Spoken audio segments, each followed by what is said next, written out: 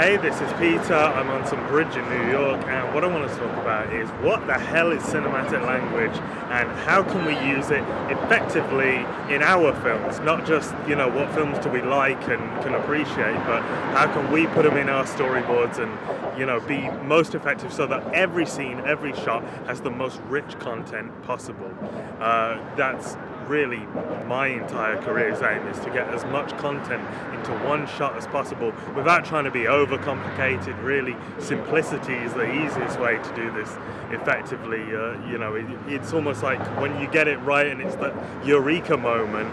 It's so simple, it sounds so simple, and yet it's so creative, so artistic. Sometimes you fall upon it accidentally. What is it? How can we start achieving it shot by shot instead of by accident? So everyone who's ever done research or tried to nail down what these elements of cinematic language are, it's kind of like they're shooting in the dark, they're kind of mining the mountain, as we call it, trying to figure out what this stuff is so they can get it down on paper. It's kind of like the mysteries of the universe or the mysteries of art. I mean, what is the perfect cinematic language? What is the perfect sentence to speak? From what I've discovered doing these videos is I put it down to cuts, tracks, calm, and shapes. And that's just a short way to talk about motion. If we're talking about tracks, we're talking about motion. So, when I say tracks, I'm, usually thinking about Martin Scorsese's tracking shots, which go so quickly to show you it is a clear example of how motion affects the audience and how motion is like a sentence in cinematic language, or like a quick sentence as well. It allows you to speed up the sentence. Whereas really, if we're talking about any other kind, you could have a shot of a static tripod and have movement within that shot, and that's kind of like, that is playing with motion as well, because not everything is still, it's just a frame.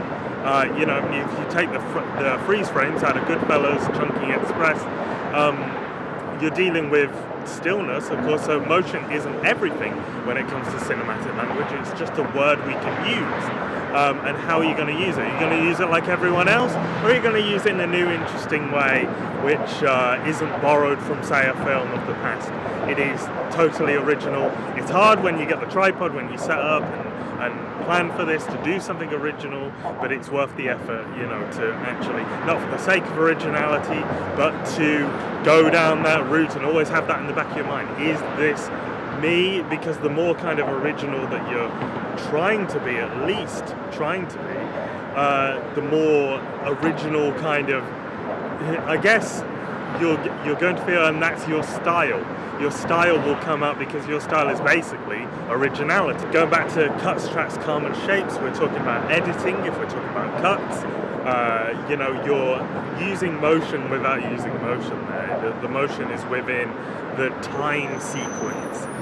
How long the shot duration is, how many frames you're using, if you're using one too many or one too few. It all changes what you're looking at, and editing is really where the art comes in a lot of the time, as Stanley Kubrick would say, obsessed with editing, really, because that is the truly unique part of this art form is the editing a lot of the time. So, whereas the truly unique part of production is the difficulties which come in bringing your kit, setting up your tripod, setting up the takes ready to do. Well, as usual, a little knowledge is a pretty dangerous thing if you're talking about editing, because, everyone knows the jump cut, the cross cut, graphic match, these kind of ideas, straight cut. And quite frankly, you forget quite a lot of them. Just like you forget quite a lot of standard shots, like over-the-shoulder shot, reverse shot, these kind of ideas. But the reason why I tend not to think about them so much is because it doesn't really matter if you can write down a list or, an Excel spreadsheet, or, go online and type in what are the basic cuts, because they're basic for a reason, because they're the most used language. They're like and, there, then, why, these kind of ideas. But you want to be using more kind of language which is interesting in a way which you have never seen it before, and the interest comes from the fact that it's such a simple kind of cut, there's nothing fancy going on. There's no kind of complex. It has to like go from a shot of a hand to a shot of something there, like a graphic match. It can come out as just a kind of simple cut as a film, and it quite often like unnoticeable. Whereas sometimes you want your cuts to be noticed as well. Sometimes you're going for impact, sometimes you're going for subtlety. It depends what you're trying to get across in terms of the emotion of the scene, what you're trying to bring out of the character, or what you're trying to get out of the audience from atmosphere, whether you're trying to set them on a kind of beats per minute with the time, with the motion and the cuts, trying to play with time and sculpt with time like Andrei Tarkovsky or Linklater would do, or you're trying to go for some kind of bold impact like The Wolf of Wall Street. The most interesting cuts that you're probably going to do in your entire career are probably going to be from your first films, because it's a time when you're young, you're running about with a camera on the street, and just like Mean Streets, for example, you're running around with a camera, and you get back to the edit and you've got all this found footage like a documentary. Because you've shot such a low budget and you've been so free with it and improvised maybe with the actors, you're shooting. There's a trend to do that in first films because it's easier for the production, and also like a French New Wave style, or it's kind of just interesting because you're learning so much at once. You're learning that with a static tripod, you're only going to learn so much. You're only going to learn about how to cut with time. But running around with a camera, you're learning motion and time and shapes which enter and exit the frame, some of which aren't planned, a lot of which aren't planned actually. It takes so much practice. Practice is one of the hardest things you're going to be doing with film, but once you actually get out there and get the footage and get it back and edit together for something that you really put your time and effort and passion into, not for just a side project, or you're doing something for someone else. You've got to be doing this for yourself, for the purpose of about making films, for a script which you really want to sink your teeth into, which you absolutely have to make.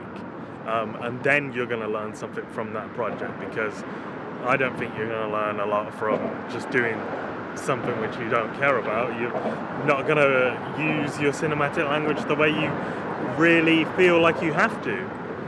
So you have to get out there and be a soldier for film and understand this a little bit more, and then teach it as well, because teaching it back can help you realize what you have actually learned over the years.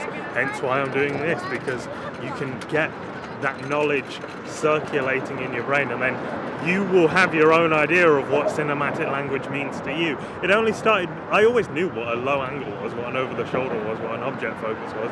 These are simple ideas that you pick up on the first day or the first 10 minutes, but what or like a cowboy shot, what that means, and like a long shot, these ideas are quite simple really, but really, to understand the power of cinematic language, you have to look at, say, the sequence from 2001: A Space Odyssey, and watch frame by frame, and actually understand every single frame there, and what's going on in terms of why is he going from a close-up to some kind of motion? Why is he, changing the colors throughout? Why is he then cutting to this shot in between another shot? Are those three shots affecting each other? And how is everything affecting you? And how is the sound cueing at different times to get those cuts to cue it to kind of make you feel like a shot's already happened before it does? These are kind of like magic tricks a lot of the time in a way. Of course, my cuts, tracks, calm and shapes ignores lighting. It ignores the type of, obviously it ignores the way that sound impacts a shot in terms of dragging a chair across the hallway and then cutting, so it kind of, you get an impression that something's happened when really it hasn't been seen. So you remember the scene a different way when you think back because of the way the sound played on you there. The way I see it is that if you're not watching 3 films a day for 2 years, if you haven't already gone through that, and it's been a while since I've watched multiple films a day. I had the chance to watch 1917 last night just because it was on at the hotel, and that's all sacrilege, but to me it's interesting watching that film as well, because obviously it's all a one-up, pretty much like Rope or Gravity, or sequences in True Detective, or what's that one with Freaking, oh man, never mind, it'll come to me. So, you have these oneers like a Spielberg oneer, and you will see from these shots that they're using a type of cinematic language, but how much is really being told with that language, or is it just that's why Hitchcock didn't like Rope so much, because he felt that all his other films utilize cinematic language, whereas a film like North by Northwest with the crop duster sequence utilizes cinematic language, but does Rope? Well, no, it doesn't, because it's only the one angle, it's only the one kind of size. So really, you're making the language on one level. You're using the shapes and the motion, but you're not using the cuts, which is one of the most essential tools to get your audience to think a certain thing at a certain time. I just want to side note that you shouldn't really be trying so hard to get your audience to think a certain thing, because they're not going to feel what you feel about it. But if you know that a shot's atmospheric, and then you cut from one shot which is atmospheric to another shot which is atmospheric, you've probably done something right there. And then you can figure out what that says about the character, in retrospect, rather than planning for something like that. So go out, get what you want, and then figure out how to edit it. In retrospect, a lot of the time, just capture beautiful, rich content that is semi-planned. Because you've turned up, it's not like I turned up here by accident, but the shot I got was spur of the moment. So sometimes you've got to have that improvised nature in what you're doing.